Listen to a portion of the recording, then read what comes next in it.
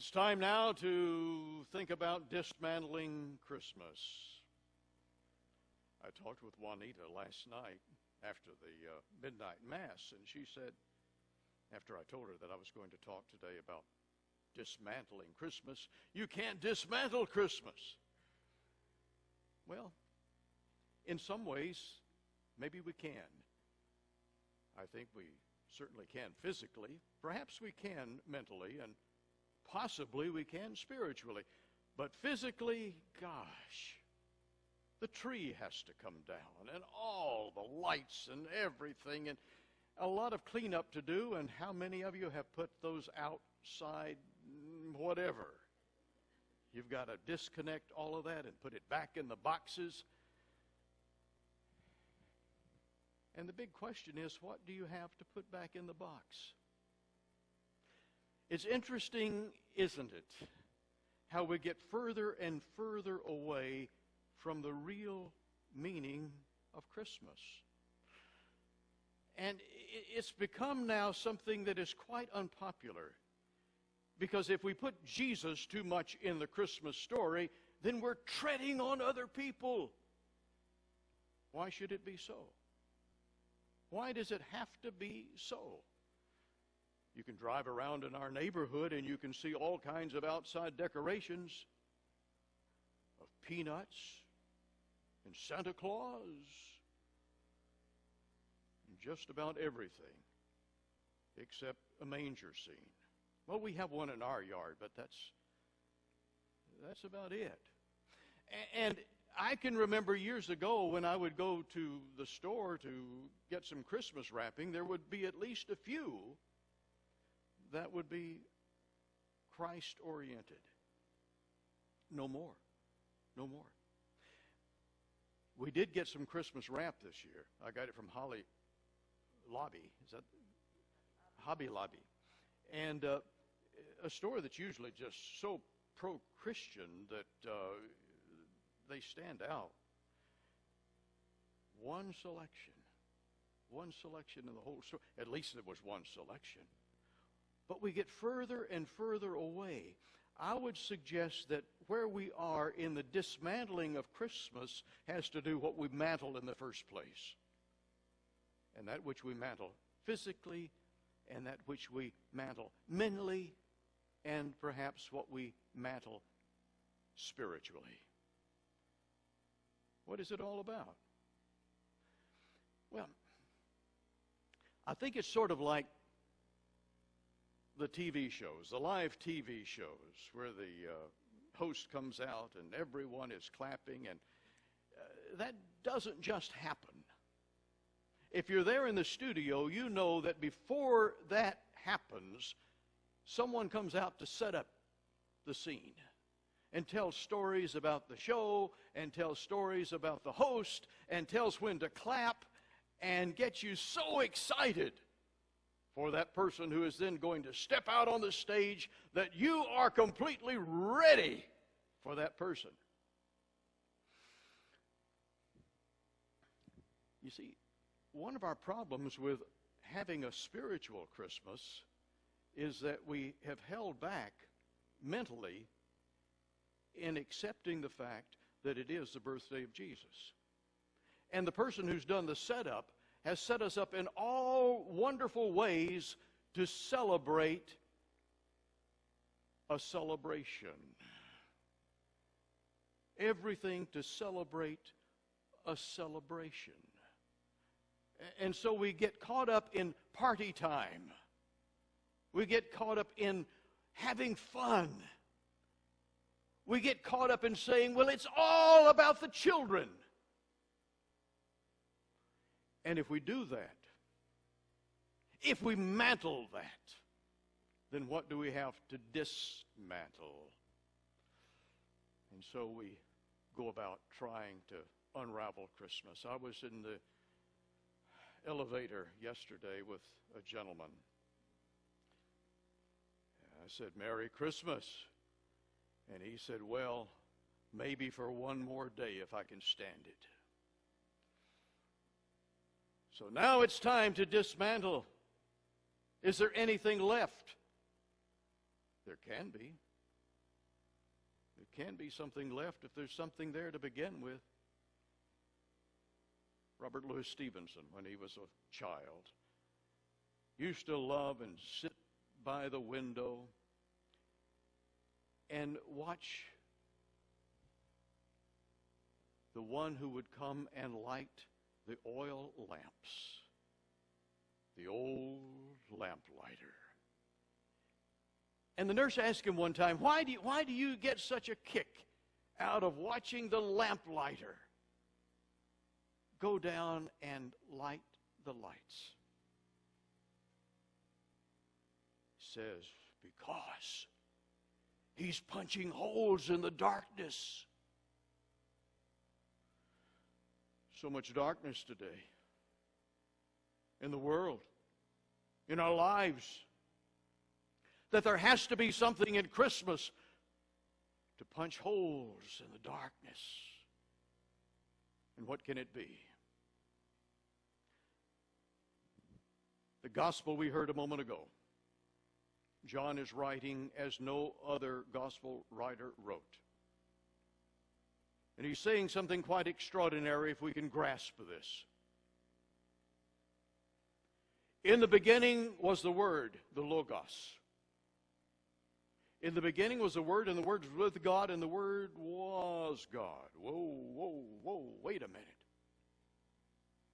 In the beginning was the Word, and the Word was with God, and the Word was God. You see what this is saying? It talks about then the Logos, and it says the Logos came into his own, and his own received him not. We know the story.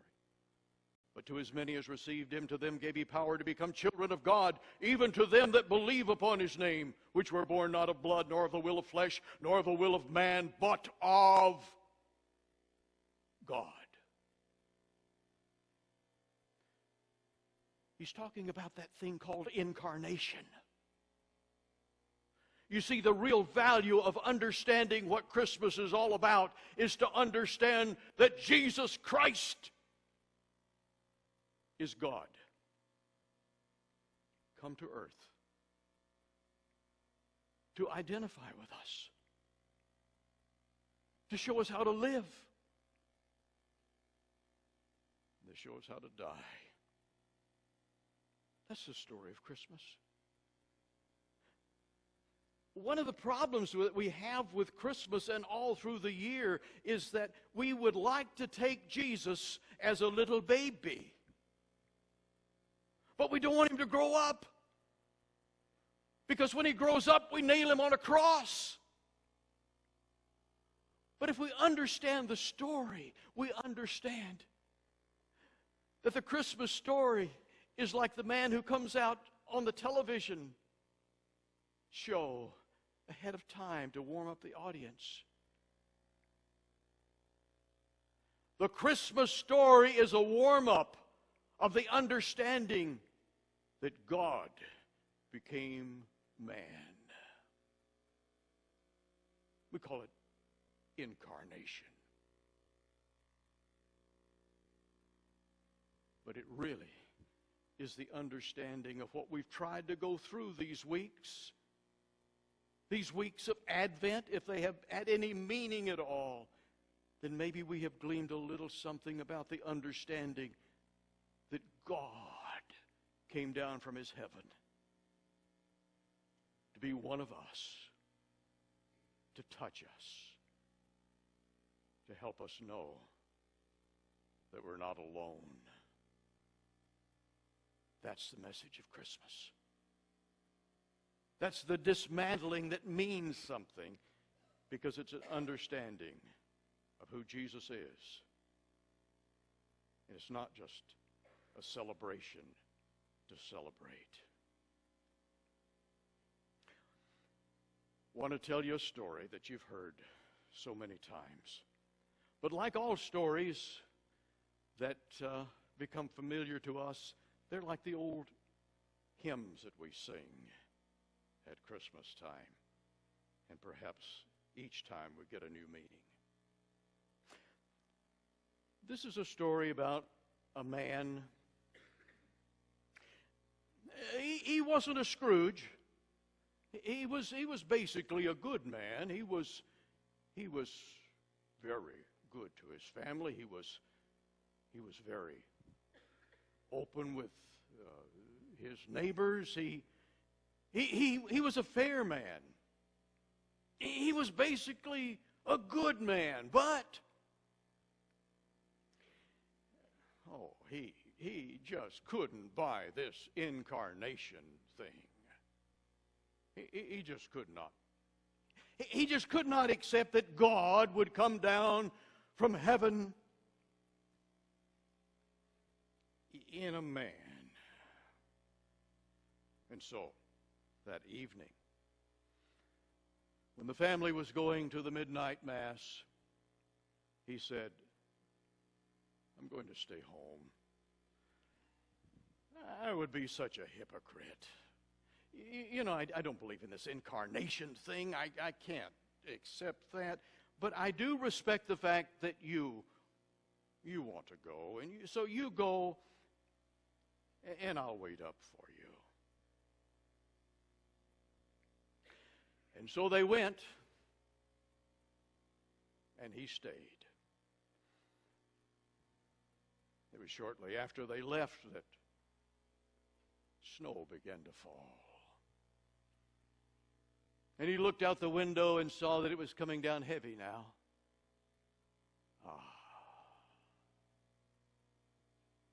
Went back over to where he was sitting in his chair and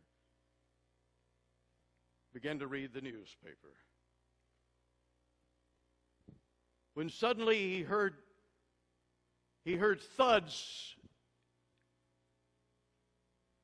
at the window. It was like somebody was throwing snowballs at the window.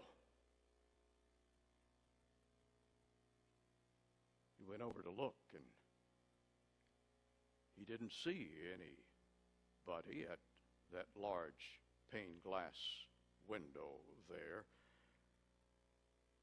But he did see where the snow had hit. So he opened the door to look out, and he saw birds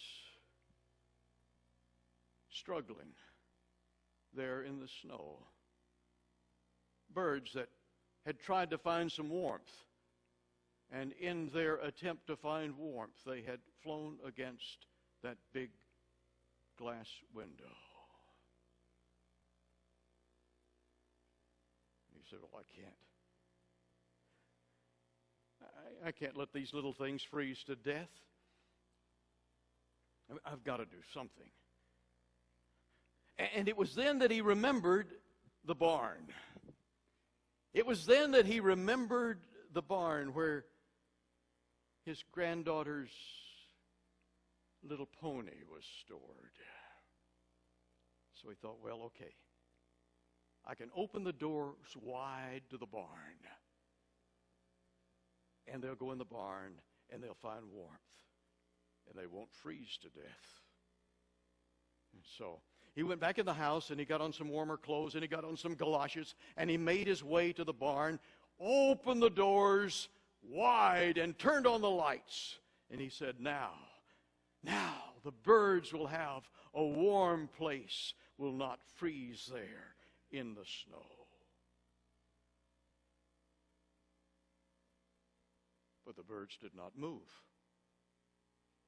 The birds did not go toward the warm barn. The birds simply stayed there in the snow, flopping around miserably in the snow, freezing in the snow with a warm barn beckoning. He says, I've got to do something. So he went back to the house and he got some bread and he started making breadcrumbs all the way to the barn. He said, well, they will eat the breadcrumbs and then they will come into the barn. And they ignored the breadcrumbs. So he said, well, maybe I could just go out and they're so pitiful. Maybe I could just catch them, but he couldn't catch them. So maybe I could shoo them, But they went in all directions except in the barn. He said, "Oh, I don't know what to do. I've tried everything. Oh, if I could only become a little bird, I could talk to them, and if I could talk to them, they would know that I'm not there trying to hurt them. I'm trying to help them. I'm trying to save them.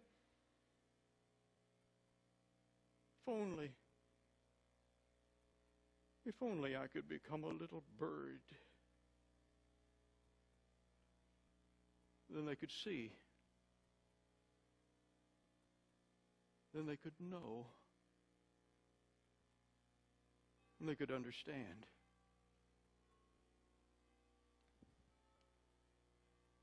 And then he began to hear the bells. Adeste Fidelis.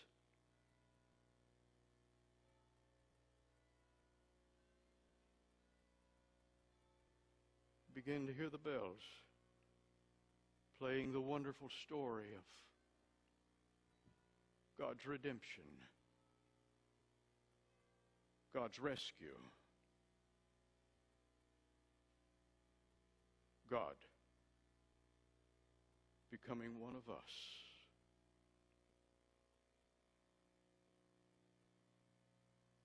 And then he knelt there in the snow.